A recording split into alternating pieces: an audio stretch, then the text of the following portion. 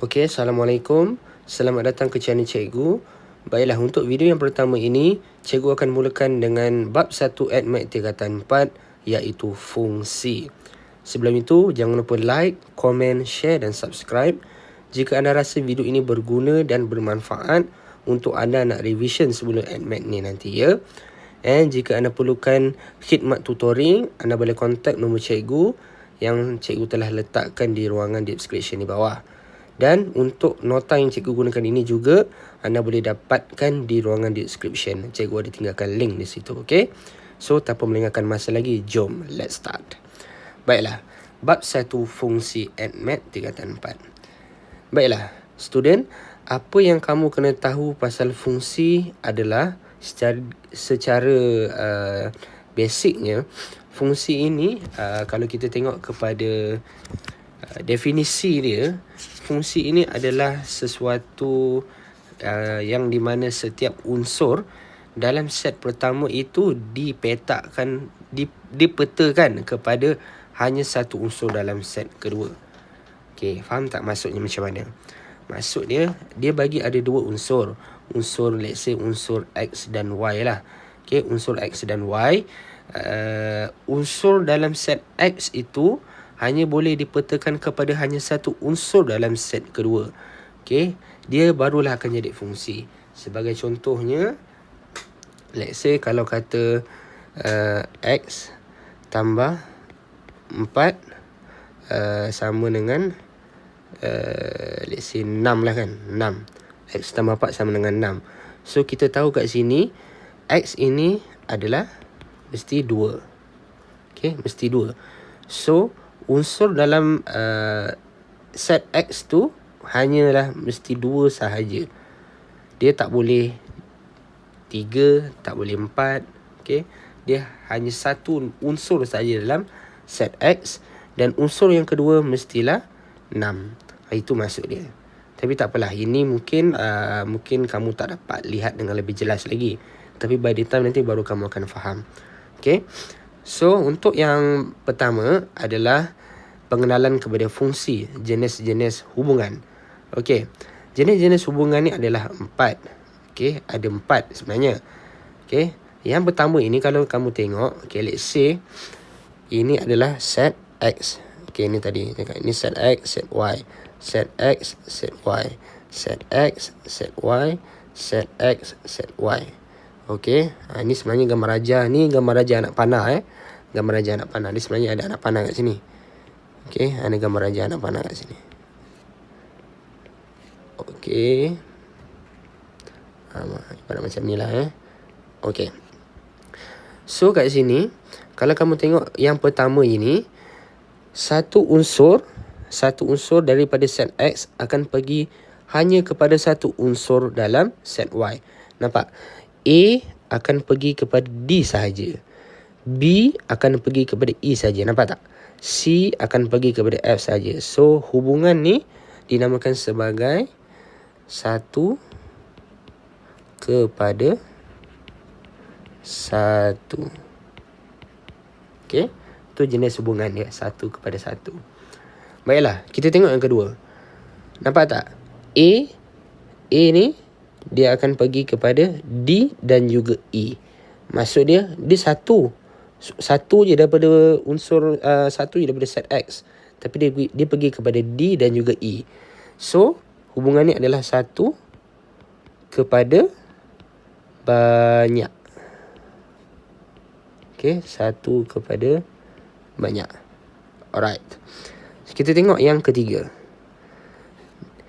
Ni A, satu unsur daripada X, dia pergi kepada D. Kemudian B pun pergi kepada D juga. So, hubungan ni adalah banyak.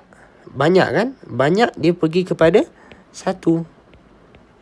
Banyak kepada 1. Okay, nampak tak? A dengan B, kawan ni pergi kepada D. So, banyak kepada 1. Yang bersirat ni, so dah boleh agak lah kan? Nampak tak? Dia bersilang-silang. A ni pergi kepada D. Kan lepas tu A ni pergi kepada E. Kan B ni pergi kepada D. C pun pergi kepada D. So, dia apa? Banyak kepada banyak. Okey, banyak kepada banyak. So ni adalah 4 jenis hubungan yang anda perlu tahulah. Tapi dalam fungsi, nampak tak? Syarat sesuatu hubungan itu adalah fungsi. Yang pertama, hubungan itu mestilah satu kepada satu ataupun banyak kepada satu. Ni. Okey, satu kepada satu ataupun banyak kepada satu. Dia punya unsur dalam set Y dia, kawan dia mesti satu sahaja. Dia tak boleh banyak. Okey, itu barulah dinamakan sebagai fungsi. Alright. So satu kepada banyak tak valid, banyak kepada banyak pun tak valid. Alright. So itu kalau keluar dalam soalan SPM, dalam soalan exam, dia tanya macam mana nak kenal sesuatu fungsi itu adalah adalah fungsi ataupun tidak. Hubungan itu adalah fungsi ataupun tidak. Mesti ingat, hubungan tu mestilah satu kepada satu ataupun banyak kepada satu sahaja. Okey, yang ketiga syarat ni adalah apa? Dengan menggunakan ujian garis mencancang. Okey, ujian garis mencancang ni apa? Jika garis mencancang memotong graf hanya pada satu titik, maka hubungan itu adalah fungsi. Jika memotong lebih daripada satu titik atau tidak memotong langsung, so hubungan itu adalah bukan fungsi. Okey. Apakah yang dikatakan dengan ujian garis mencancang ni? Okey. Ujian garis mencancang ni, dia alternatif lah untuk kamu nak check. Biasanya ni kalau dalam soalan graf, kalau hubungan dia representkan dia representkan hubungan tu dalam bentuk graf. Macam ni gambar rajah gambar rajah anak panah. Okey, kalau macam yang ujian garis mencancang ni, kalau dia bagi kamu dalam bentuk graf, dia representkan kamu punya fungsi tu dalam bentuk graf. Let's say sebagai contoh, kalau cikgu ada satu graf kat sini. Okey, say graf. Okey, kemudian ni let's say lah bentuk graf kamu macam ni lah. Lebih kurang lah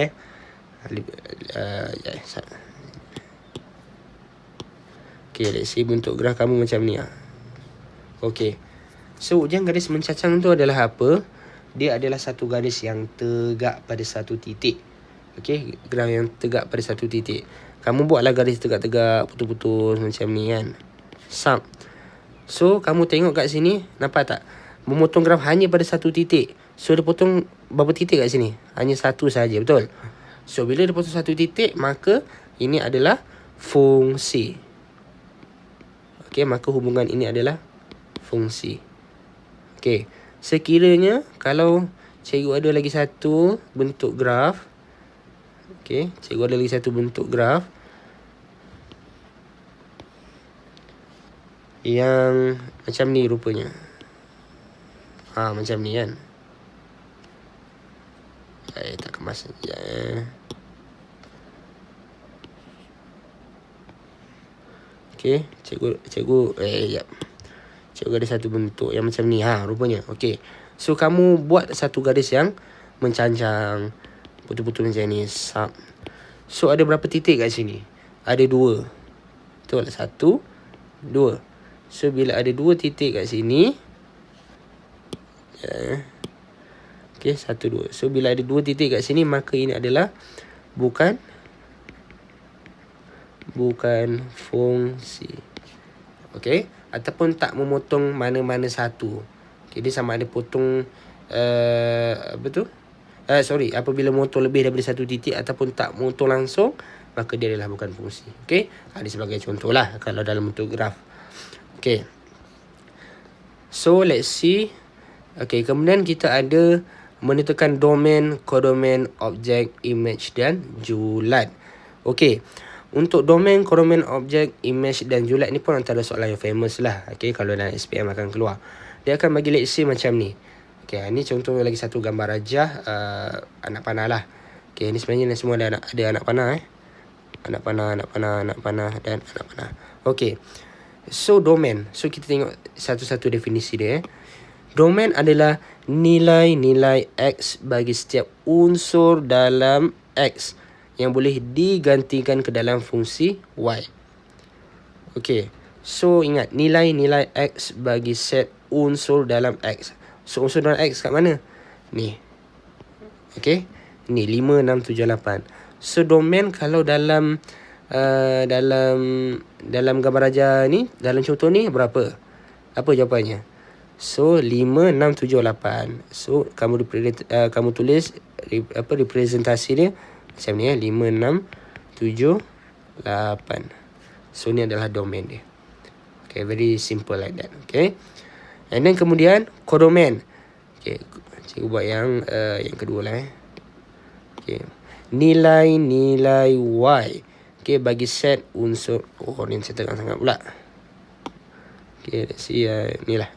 Okay, so nilai-nilai Y. Okay, bagi set unsur dalam Y yang mungkin bagi fungsi Y. So dalam Y mana? Ni set unsur kita 2x tolak 1. Okay, so kalau dalam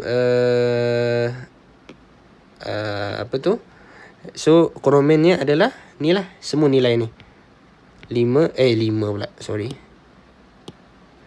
9, 11, 13 dan 15. Nilai-nilai Y dalam unsur set Y, dalam set unsur Y. Alright. Okay, how about julat? Okay, julat, cikgu bagi hijau pula Julat adalah nilai-nilai sebenar bagi fungsi Y apabila X dipetakan kepada set Y. Okay, so maksud dia adalah nilai yang sebenar. Okay, maksudnya yang ada nilai lah dengan kata mudahnya. Okay, so kamu tengok kat sini, semua ada nilai kat sini, betul? Kalau kamu ambil contoh let's say yang pertama ni kan, nampak X pergi kepada 2X tolak 1. Ni sebenarnya F lah Okay, 2X tolak 1. So let's say kita gantikan yang pertama ni 2X tolak 1. Okay, let's say kita ambil yang 5 kan. So kalau kamu gantikan 5, 25 tolak 1 akan dapat 9, betul? Okay, so maknanya 9 ni adalah nilai yang sebenar jika kamu gantikan X ni dengan 5. Boleh faham macam tu? Alright. So ini macam tadi yang cikgu cakap tadi ni. Dia ada nilai yang awal-awal tadi ni. Maksudnya fungsi ni adalah apabila satu unsur pergi kepada satu unsur sahaja. Sama ada satu kepada satu ataupun banyak kepada satu. Y dia mesti satu sahaja. Okay, maksudnya nilai dia hanya ada satu sahaja. Macam ni lah. Bila kamu buat 2x tolak 1, 2x tolak 1, kamu mesti akan dapat 9 kalau gantikan dengan 5. Tak boleh lah tiba-tiba dapat 10, 11, 12, no. Okay, kalau gantikan dengan 6, jawapan dia mesti dapat 11. Gantikan dengan 7, jawapannya mesti dapat 13. Tu maksud dia. Alright. So julat ni adalah nilai yang sebenar. So nilai yang sebenar adalah apa? Semua ni lah. Kamu gantikan 5, dapat 9. Gantikan 6, dapat 11. And so on. So julat adalah nilai yang sebenar. Dalam mana? Dalam Y. Dalam ambil yang dalam Y So 9, 11, 13, 15 juga. Sebab semua ada nilai. Faham? Kalau cikgu tambah lagi satu contoh nombor kat bawah, 18. 18 ada nilai tak? Tak ada kan? So maknanya tak ada X kat sini yang bila digantikan dalam function 2X tolak 1 ni ganti boleh dapat nilai 18. Tak ada. So dia tak dinilai kat situ. So dia tak termasuk dalam julat. Okay, boleh faham And then kemudian akhir sekali adalah image. Image adalah ni pakai orang belak lah. Okay, image yang sepadan boleh ditentukan. Image yang sepadan boleh ditentukan apabila nilai objek digantikan ke dalam suatu fungsi. Okay, maksudnya boleh ditentukan apabila objek. Objek tu adalah mana? Yang dalam X. Bila digantikan akan dapat nilai image. So kalau dalam ni objek semualah. Okay, tapi kalau macam ni contohnya, kalau let's say objeknya adalah okay, kamu boleh tulis dengan tertanda macam ni lah. 5, 6, 7, 8 juga. Objek ni semua adalah objek. Ni adalah objek. Image pula adalah semua nilai yang Y. 13 dan 15. Right. Tapi contoh kalau ditanya, jika objek adalah 8, maka image dia adalah 15. Faham tak? Nampak tak? So itu adalah ni. So dengan kata mudahnya, cikgu simpulkan kat sini, kalau apa tu, dalam tertanda ni, dalam gambar raja unsur ni, gambar raja ni, let's say ni X kan, ni X, ni Y. Kamu kena ingat kat sini do kitch. Okay, ni adalah for domain. Okay, domain, objek, kodomain, image, julat. So ni dalam keluarga dia. Unsur X mesti ada domain dengan objek. Unsur Y mesti ada kodomain, image dan julat. Okay, that's very simple one. Okay, so harap jelas untuk yang tu. Okay, next. So kita lihat contoh. Tentukan domain, kodomain dan julat bagi setiap fungsi di bawah. Okay, so ini simple je. Let's say yang pertama, domain. So domain dalam contoh ni apa jawapannya? P, Q, R lah. Betul? Yang dalam unsur set X. Okay, kodomain semua yang berada dalam set Y. Apa dia? 2, 4, 6 dan 8. Kodomain ambil semua. Tapi kalau julat ambil yang ada nilai sahaja dalam set Y. Ni set X, set Y lah. Yang ada dalam yang ada nilai saja. So apa? 2, 4, 8. 6 tak termasuk sebab 6 tak ada nilai. Right. So next, set X, set Y. Domain apa? Domain ni adalah ambil semua 5, 7, 9. Kodomain dia A, B, C dan D. Okey, julat yang nilai A dan B sahaja. Simple kan? Alright. Okey, yang ni dalam bentuk array sikit. Okey. So kalau dalam bentuk array ni, cuba tengok. Okey, kalau domain tadi adalah semua nilai X kan. So nilai X dia adalah yang berada dalam paksi X lah. So apa dia? 2, 4, 6 dan 8. Kosong tu abaikanlah. 2, 4, 6 dan 8. Okay. So kodomain pula. Kodomain ambil semua dalam set Y. So P, Q, R dan S. Julat. Kamu tengok kepada yang diplotkan tu. Semua ada nilai, nampak? 4 dengan P, 2 dengan Q dan soal lah kan. Semua ada nilai. So ambil semua yang mana? Nilai Y. Ingat, julat mesti nilai Y. So P, Q, R, S juga. Settle. Right. Okay.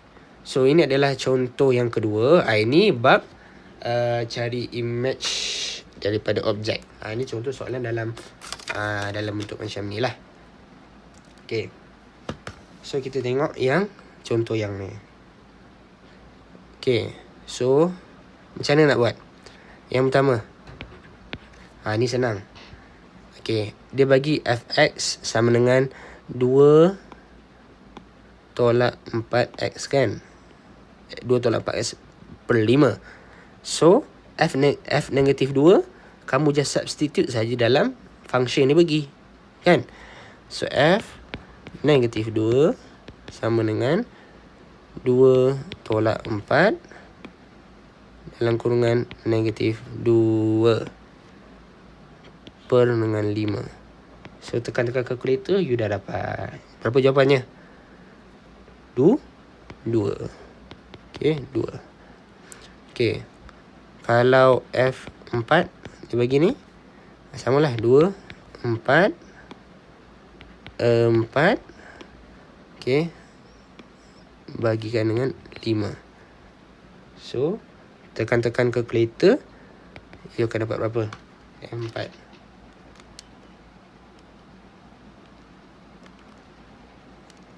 Bagi dengan 5, negatif 14 per 5. Betul? Okay, negatif 14 per 5. Okay, itu jawapan ni. Alright, settle. Okay, untuk yang B. Okay, yang B. B, soalan-soalan macam ni famous. Okay, so dia tanya apa? Image bagi 1/2 di bawah F. Okay, tadi kita ingat. Kita reverse balik Dia bagi unsur X, Y. Okay, kemudian kita ada apa? Do Kitch. Okay, sekarang tanya image. Okay, image bagi 1/2. Image bagi 1/2. So 1/2 tu adalah apa? 1/2 tu adalah objek. Yes, 1/2 ni adalah objek. So objek ni berada di mana? Unsur X. So sebenarnya 1/2 tu adalah X. Okay, so kamu just gantikan sahaja. So F, sebenarnya nak cari F 1/2. Kan? Nampak tak?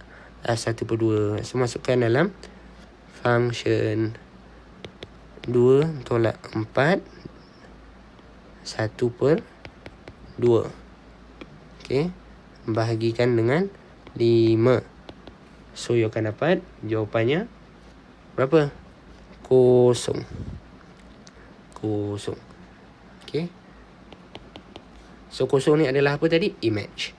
So ingat, image tu sebenarnya kalau soalan tanya image, dia nak suruh cari apa? Y. Image bagi 1/2. So 1/2 tu adalah X. Okay, very simple one. Okay, so next. Nilai P dengan keadaan FP sama dengan P. So FP adalah, you substitute P lah. Substitute P dalam X tadi ni. P. Okay. Bagi 5 sama dengan P. Kan? You gantikan saja dalam X.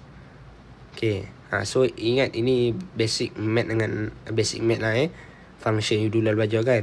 Fx. So kalau ditanya Fp, you gantikan X tu dengan P sahaja. Okay. So kira punya kira, you dapat apa? 2 tolak 4P. 5 tu pindah sebelah lah. 2 tolak 4P sama dengan 5P. Kan? So pindah 5 pindah sebelah lah. So 2 sama dengan 5 tolak P. So dapat 9P. Kan? So P sama dengan 2/9. Settle. So dapatlah nilai P. Okay, boleh faham? Alright. Another example, contoh yang terakhir untuk video ni.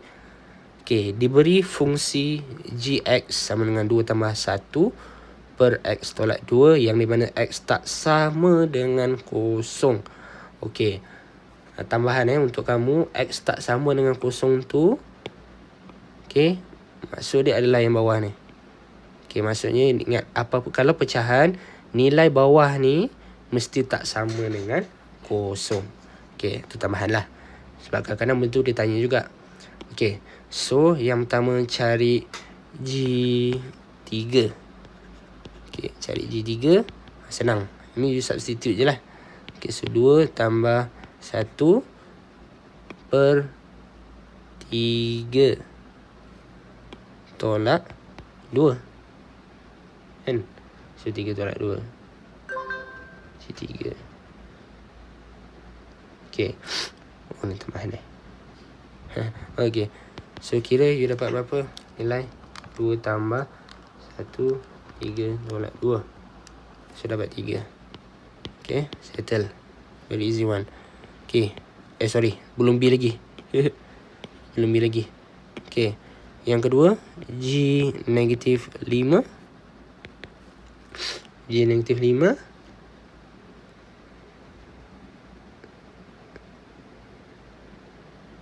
Oh, sekejap. Oh, soalan ni salah Sekejap. Oh, ini patutnya ni X tak sama dengan 2. Bukan tak sama dengan kosong Okay. Sebab apa? Yang bawah ni tadi. Bila X tolak 2 sama dengan kosong, so X sama dengan 2. So ni dalam bawah X tak akan sama dengan 2 lah. Okay, tambahan. Okay, so G negatif 5. So gantikan saja 2 tambah 1 negatif 5 tolak 2. So akan dapat berapa? 1 bagi negatif 5 tolak 2. 13/7. Okay, ini semua senang lah. Kacangnya ni. Okay, so yang seterusnya B. Cari image bagi 5 dan negatif 2. So 5 dan negatif 2 adalah objek. Okay, image. Sebenarnya dia nak suruh kamu cari F 5 dengan F negatif 2. F pula. Salah. G. So G 5. So G 5 gantikan 1 bagi 5 tolak dengan 2. So kamu akan dapat 2 tambah 1/5 tolak 2. 7/3. Okay, so 7/3. And then kemudian kalau negatif 2 pula, gantikan, you akan dapat 1 negatif 2 tolak dengan 2. So kira you akan dapat 1 negatif 2 tolak 2. 7/4. Okay, settle. Oh lama. Kacang je senang je InsyaAllah, Alhamdulillah. Mudah-mudahan. Okay, kalau keluar macam ni kamu tak rasa serabut lah. Okay, yang terakhir C. Okay, untuk C, image bagi GM ialah M. Okay, so GM adalah M. Okay, so image bagi GM adalah M. So kamu gantikan GM dululah. Okay, betul. So gantikan dulu 2 tambah 1/M. M tolakkan dengan 2 akan samakan dengan M kan. Ni selesai kan. C1 M mana. So ni algebra lah. Ni apa? Main-main dengan algebra je ni. Samakan dengan pembawah dulu yang belah kiri ni. So samakan pembawah dulu. Ni akan samakan. So 2 you akan darabkan dengan M tolak 2. Sebab kita nak samakan dengan pembawah. Tambah 1. Bawah ni akan jadi M tolak 2. Sama dengan M. Betul? Okay. So kira you akan dapat 2M minus 4 tolak 4 tambah 1 bahagikan dengan M tolak 2 sama dengan M. Okay, and 2M kat sini negatif 4 tambah 1 tolak 3 lah. So tolak 3 sama dengan M tolak 2 kan. So 2M tolak 3 sama dengan M square tolak 2M.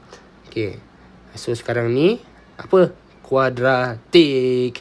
So kuadratik, ambil bawa sekali pergi kanan lah M square tolak 2M tolak 2M tambah 3 sama dengan kosong. So negatif 2M minus 2M negatif 4M. So M square tolak 4M tambah 3 sama dengan 0. Okey. Tak settle lagi kat situ. So tekan calculator. Ingat macam mana tekan calculator. Tak kisah calculator apa yang kamu ada. EQN. Kemudian ambil yang kuasa 2. Okey. Ambil kuasa 2. Ingat balik, refresh back balik macam mana kamu nak kira yang kuadratik. So masukkan dalam calculator 1, A dia 1, nilai B dia negatif 4, C dia 3. Ingat balik ni. Ingat balik ni Ni nilai A, ni negatif B, B, C. Okay. Ni nilai A, ni nilai B. Negatif 4 B yang 3 tu adalah C. Kamu jangan masukkan 4 saja. Negatif tu kamu abaikan. Okay. Ingat balik. So A, B, C. So masukkan calculator, tekan.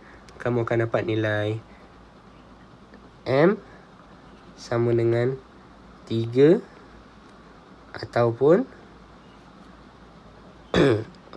jangan buat ni lah.